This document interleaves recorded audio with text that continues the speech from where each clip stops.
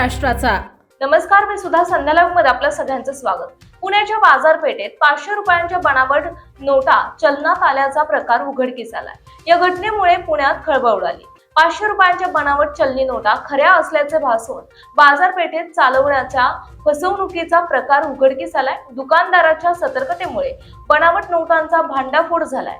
पुण्यात व्यवहारात 500 रुपयांच्या नोटा घेत असाल तर आता सावध राहण्याची गरज आहे। पुण्यातील ढोले पाटील रस्त्यावर बनावट नोटांचा प्रकरण उघडकीस आलं। पुण्यात 500 रुपयांच्या बनावट चलनी नोटा प्रकरणात कोरेगाव पार्क पोलिसांनी या प्रकरणी 2 जणांना अटक केली आहे। कोरेगाव पार्क पोलिसांकडून मिळालेल्या माहितीनुसार अटक करण्यात आलेल्या आरोपींची नावे ओम प्रकाश महावीर अग्रवाल राहणार विश्रांतवाडी आणि मौसम नरेंद्र मिश्रा राहणार लोहगाव अशी आहेत। या 2 आरोपींविरोधात पुणे पोलिसांकडून गुन्हा दाखल करण्यात आला।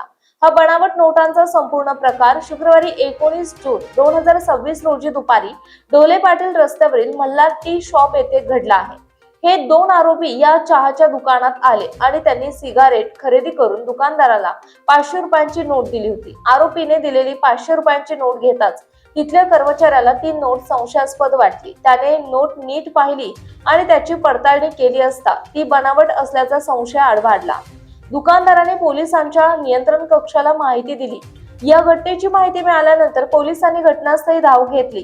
पुणे पोलिसांनी तपास केला असता ही बाब समोर आली।